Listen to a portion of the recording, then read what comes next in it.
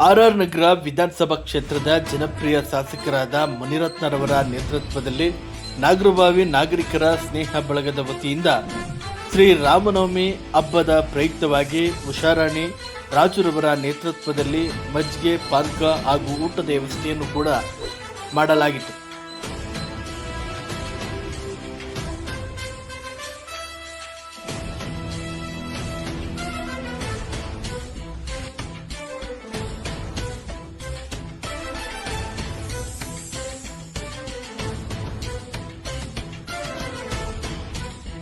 ನವಮಿ ಹಬ್ಬದ ಶುಭಾಶಯಗಳು.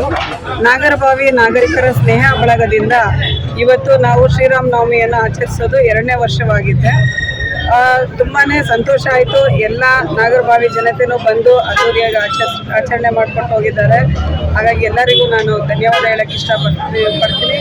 ಹಾಗೆ ನಮ್ಮ ಶಾಸಕರಾದ ಮುನಿರತ್ನ ಸರ್ ಕೂಡ ಬಂದಿದ್ದರು. ತುಂಬಾ ಸಂತೋಷ ಆಯಿತು ನಮ್ಮ ಸರ್ ಬಂದಿದ್ದು. ಹಾಗೆ ಸರ್ ಎಲ್ಲ ಅಭಿವೃದ್ಧಿ ಕಾರ್ಯಕ್ರಮಗಳು ಯಾವ ರೀತಿ ಮಾಡ್ತಿದ್ದಾರೆ ಅನ್ನೋದು ಎಲ್ಲರಿಗೂ ಗೊತ್ತಿದೆ.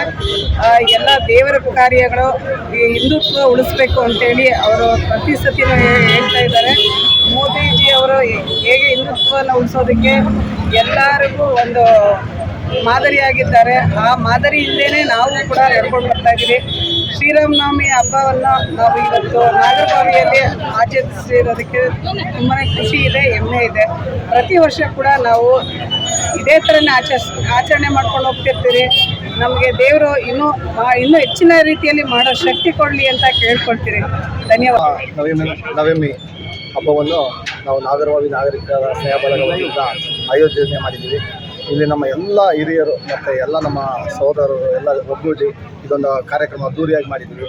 ಈ ಕಾರ್ಯಕ್ರಮಕ್ಕೆ ಬಂದಂಥ ಎಲ್ಲ ಗಣ್ಯರಿಗೂ ಹಾಗೂ ನಮ್ಮ MLA ಜನಪ್ರಿಯ ಶಾಸಕರಾದ MLA ಅಣ್ಣನವ್ರಿಗೂ ನಾವು ಈ ಮುಖಾಂತರ ನಮ್ಮೆಲ್ಲರ ವತಿಯಿಂದ ಅವರಿಗೆ ಧನ್ಯವಾದ ಹೇಳ್ತಾ, ಇವತ್ತು ಏನು ನಾವು ಈ ಶ್ರೀರಾಮನವಮಿ ಮಾಡಿದ್ದೀವಿ, ಇದನ್ನು ನಾವು ಸುಮಾರು ಒಂದು 8 ಜನ ಇದೇ 2 ವರ್ಷ 3 ವರ್ಷ ಮುಂಚೆ ಇಲ್ಲಿ ಕೂತ್ಕೊಂಡು ನಾವು ಹಬ್ಬ ಹರಿದಿನಗಳು ಮಾಡಬೇಕು, ಹಿಂದೂ ಸಮಾಜನ ಕಟ್ಟಬೇಕು, ಅದಕ್ಕೆ ಬೇಕಾದಂಥ ನಾವು ಕಾರ್ಯಕ್ರಮಗಳನ್ನು ಹಮ್ಮಿಕೊಳ್ಬೇಕು ಅಂತ ನಾವು ಕೂತ್ಕೊಂಡು ಮಾತಾಡಿದಾಗ ನಮ್ಮ ಎಲ್ಲ ಹಿರಿಯರು ಮತ್ತು ಎಲ್ಲ ನಮ್ಮ ಸ್ನೇಹಿತರು ಒಗ್ಗೂಡಿ ಒಂದು ಪ್ರಾರಂಭ ಮಾಡಿದೋ.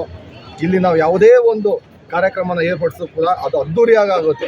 ನೀವು ನೋಡ್ಬೋದು, ಸುಮಾರು ಸಾವಿರಾರು ಸಂಖ್ಯೆಯ ಜನರು ಬರ್ತಾರೆ, ನಮ್ಗೆ ಆಶೀರ್ವಾದ ಮಾಡ್ತಾರೆ ಮತ್ತು ಎಲ್ಲರೂ ಒಂದು ಸಂತೋಷದಿಂದ ಭಾಗವಹಿಸ್ತಾರೆ. ಇದು ನಮಗೆ ಪ್ರತಿಯೊಂದು ಮನೆಯಿಂದಲೂ ಸಹ ಬರ್ತಾರೆ, ಭಾಗವಹಿಸ್ತಾರೆ, ಹೋಗ್ತಾರೆ. ಇದು ನಮಗೆ ಹೆಮ್ಮೆಯಾದ ವಿಷಯ. ಇದೇ ರೀತಿ ಮುಂದಿನ ದಿನಗಳಲ್ಲಿ ಇಡೀ ಎಲ್ಲ ಕಡೆಯೂ ನಮ್ಮ ದೇಶಾದ್ಯಂತ ಈ ಥರ ಆಚರಣೆ ಮಾಡಬೇಕು, ಎಲ್ಲರೂ ಒಗ್ಗೂಡಬೇಕು. ನಮ್ಮ ಹಿಂದೂ ಅನ್ನೋದನ್ನ ಏನಿದೆ ಅದನ್ನು ಬಲಪಡಿಸಬೇಕು. ಆವಾಗ ನಮ್ಮ ಎಲ್ಲರಿಗೂ ಮುಂದೆ ನಮ್ಮ ಪೀಳಿಗೆಗೆ ಒಂದು ಬಲ ಬಂದಂತಾಗುತ್ತದೆ. ಅದಕ್ಕೆ ನಾವೆಲ್ಲರೂ ಒಂದು ಹೆಜ್ಜೆ ಮುಂದಿಟ್ಟಿದ್ದೀವಿ. ಪ್ರತಿಯೊಬ್ಬರು ಇದೇ ರೀತಿ ಮುಂದೆ ಒಂದು ಹೆಜ್ಜೆ ಇಟ್ಟಾಗ ನಾವೆಲ್ಲರೂ ನಮ್ಮ ಮುಂದಿನ ಜನ್ರೇಷನ್ಗೆ ಒಂದು ಸದೃಢವಾದ ಒಂದು ಸಂಕಲ್ಪದ ಬುನಾದಿ ಹಾಕ್ಕೊಡ್ಬೋದು ಅಂತ ನಾವೆಲ್ಲ ಭಾವಿಸ್ತೀವಿ.